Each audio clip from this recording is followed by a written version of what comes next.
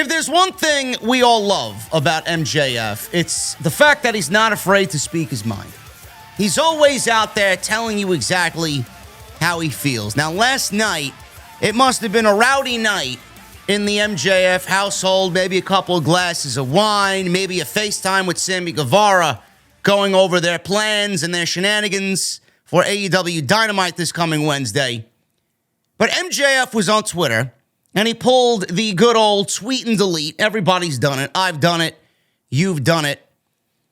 MJF blasted pro wrestlers last night on Twitter and said that bangers won't pay their medical bills, get in, get the winner's purse, and get out.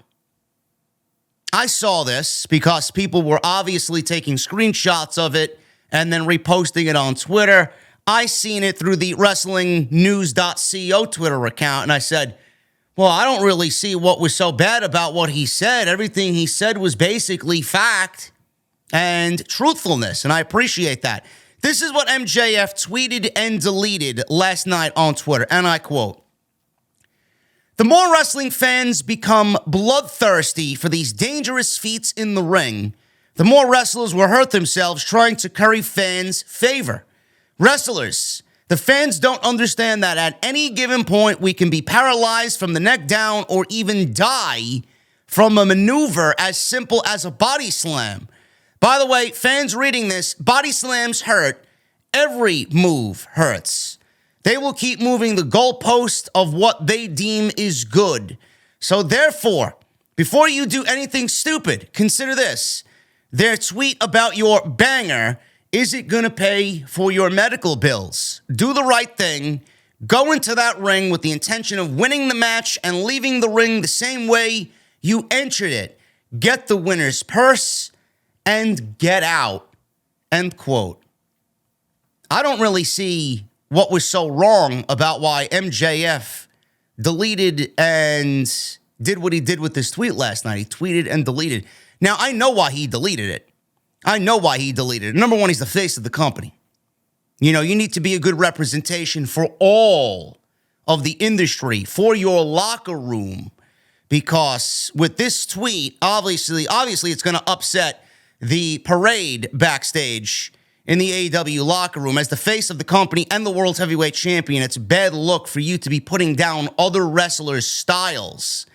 You can't go out there and say to somebody that they shouldn't be wrestling the way that they are wrestling. If they want to wrestle a certain way, and that's what they want to do, and that's what they built their career off of, that's exactly what they're going to go out there and do. MJF has no right to tell anybody, and nobody should listen to him, no matter how right he is. You do what you want. MJF has no right to tell anybody how and what style of wrestling they should go out there and portray in front of the fans. If they want to go out there and have death-defying matches and stunts and poison ranas and 1,000 fucking Canadian destroyers and flips that you've never seen before, then they're going to go out there and do it. Some people have made a name for themselves off of that type of style. But if you don't want to wrestle that way, it's also your choice as well. MJF is one of the very rare situations and cases in this industry where he doesn't have to go out there and do that type of shit. I remember in the Bryan Danielson match, the 60-minute Iron Man match, he did something off the top rope, and people were like, holy shit, I didn't think MJF can move like that. When MJF wrestles a style that he does, the way that he does it, and he pulls out something that you don't really see at all, ever, you ask yourself, well, I didn't know he was capable of that, and holy shit, it's a lot more special in the end when someone like MJF does it. Now, someone like Will Ospreay, he's built his style off of a lot of what you see MJF writing here, death-defying bangers and flips and dives and that style that a lot of people have come accustomed to. Ricochet's the same way. There were a lot of situations where Ricochet had to change his style as well. He's not as crazy in the WWE as he was on the indies. Will Ospreay, a lot of people are saying that if he goes to a major promotion, that his style is going to have to change, but he's built a name off of what MJF is talking about here. I don't see what MJF said that is so bad. He deleted it because you can't really go out there and tell people how to wrestle. And as the face of the company and the World Heavyweight Champion, you need to be a model champion. You need to be a leader in that locker room where you can't be portrayed as putting others down because you think what you're doing is best or what you're doing is better compared to everybody else. Everybody has to be considered equal, and that's why he deleted the tweet. But I don't really find anything wrong in what MJF said here. I know a lot of people agreed with me when I tweeted about it because I seen it right as it happened, and then it was gone. So I did tweet about it, and I agree with everything he said. I really do. You don't need to see half the shit that you do in an AEW ring. You see some of it in a WWE ring, but you're more prone to see it in an AEW ring. I mean, just take Dante Martin, for example. Look at what happened to him at Supercard of Honor. Was that spot necessary where he absolutely shattered his leg? Look at the fucking spot that he did. Was that, in that match, in that moment, was that spot needed now with Top Flight out, basically for the rest of the year? I mean, it's stupid. You don't need to go out there and do half the shit that these guys do because that's all they're chasing. They're chasing a Meltzer 5-star rating, a rating that doesn't fucking matter, and they're looking to get a cheap pop from the crowd. Oh, the crowd will love me if I do this shit and I fucking nearly kill myself and end my career. And they think they have to continue doing that to get over with the fans. I wish more of these guys. I see it on the indies. I see it in AEW. I wish more of these guys would understand what the true art of pro wrestling is. It's not the style that you're prone to seeing now. The art of pro wrestling, to me, I might be of a different time and a generation compared to some of you guys. The art of pro wrestling, to me, is someone like MJF because he takes a lot of what he does and he models it after what I grew up on. And that's why a lot of people are really supportive of what MJF is doing. Bret Hart, Mr. Perfect. You know, guys like that. Shawn Michaels back in the day, he's number one to me. Shawn Michaels, greatest of all time on my list of pro wrestlers. But Bret Hart right up there in the top 5, easy. Guys like that.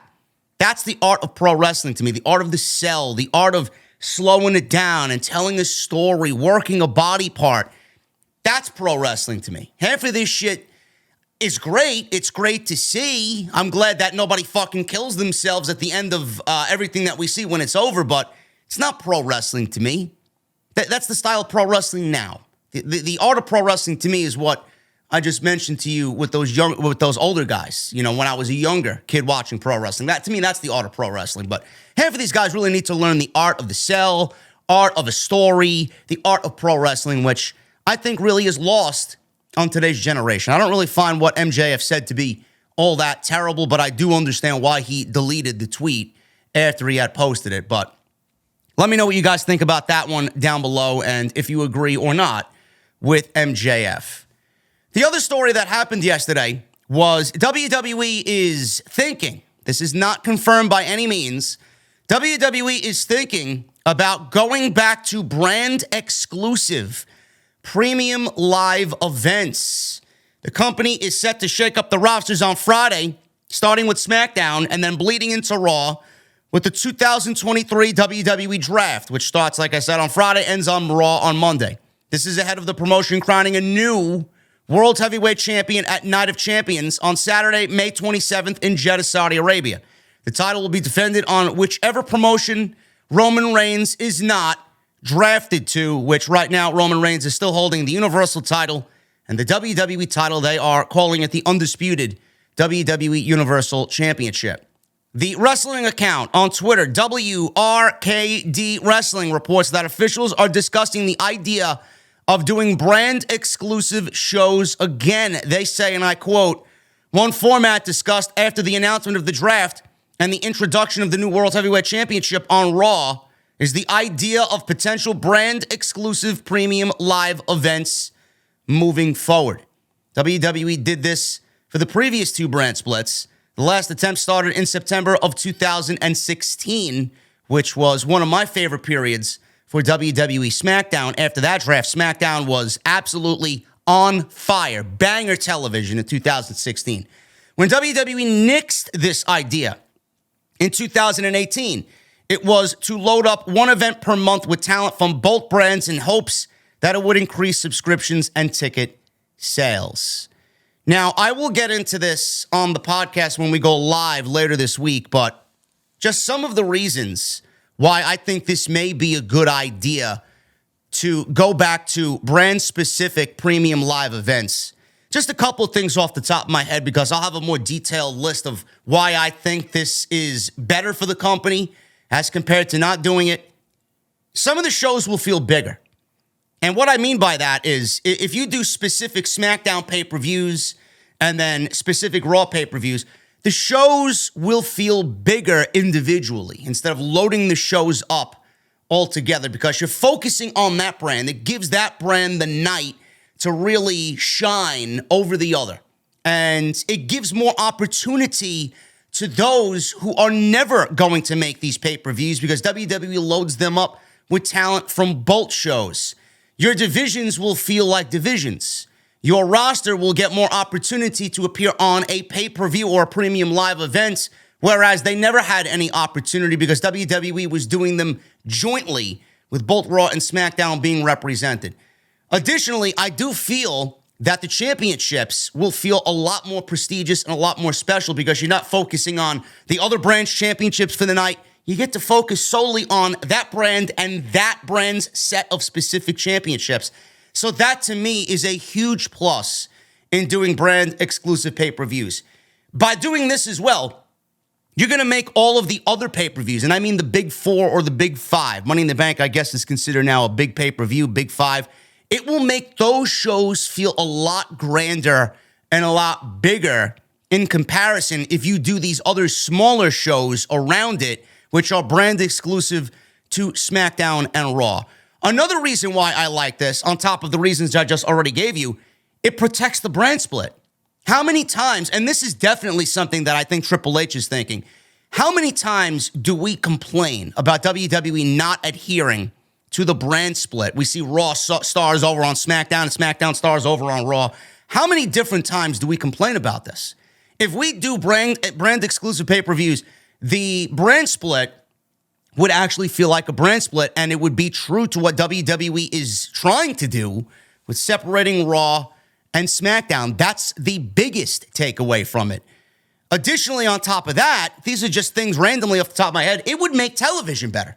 Instead of doing Raw and SmackDown and joint pay-per-views, and some of these shows have, a lot of filler television, if SmackDown is building towards a pay-per-view, now it could probably work in the opposite effect. If SmackDown is a pay-per-view, then they might go weak on Raw and they won't really do much of anything. But if they want to really have fun with it and they want to do brand exclusive pay-per-views and SmackDown is leading towards a pay-per-view, it's going to make SmackDown great. And on the flip side, this gives WWE the opportunity to give Raw, in an off month, some viable television. It will have SmackDown, for example, build towards a pay-per-view while having Raw have an off month. But WWE, those big matches that you would have seen on pay-per-view, you might get them on Monday Night Raw, and it would be more likely for you, the fan, to be okay with those matches happening on television on Monday night. I like that. So in some weird way, bouncing back and forth, it's going to make the television better, and it's going to improve television across Raw and SmackDown.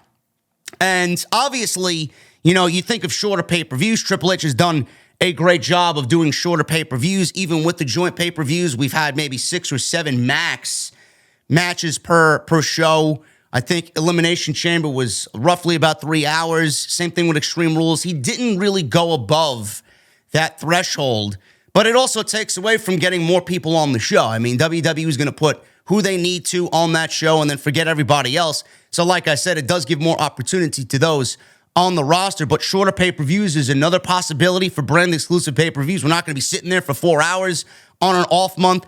And WWE, thinking of it from a business side, if you don't do joint pay-per-views, you're not going to need everybody there. You're not going to need to pay everybody to come, production, this and that. It may actually be cost-effective for WWE to do these brand exclusive pay-per-views and have shorter staff to operate these shows than normal, which is going to cut their budget, which in the end is going to make WWE earn a little bit more money with improved attendance, because they're red hot right now. So WWE is giving you the option of a brand exclusive pay-per-view, and then on their back end, they're going to make some extra money on it because they're going to have a shorter crew And the live attendance with what WWE's pulling nowadays, they may actually see increased revenue at the end of it all. There is definitely a lot of pros to doing a brand exclusive pay-per-view. It's only up to WWE to remain true if they want to maintain a true brand split. It's up to them, really, because we've seen this. We've been through this as fans. We've done this before. They do it, and then they fall back on it. They experiment with it, and then they kind of, in the middle of the experiment, half-ass it, and then completely do away with it. If you're going to do something, then you got to stick with it. If you want something to work, you got to give it 100% effort. And I don't really trust WWE to do that because we've seen this. We've been there, done that. So I don't really have any faith in WWE adhering to a true, genuine 100% split of Monday Night Raw and Friday Night SmackDown. Thank you guys very much. If you enjoyed the content on today's news video, I would love if you hit that subscribe button. Make sure you guys hit that thumbs up. Please go out and check all the other videos on the channel. And if you want more from me, follow me on social media at JD from NY206. That's Twitter, Instagram, TikTok, and Cameo. Thank you guys very much, and I'll see you tonight live with Jesse on the live stream, AEW Dynamite review right here on Off the Script. I'll see you guys later.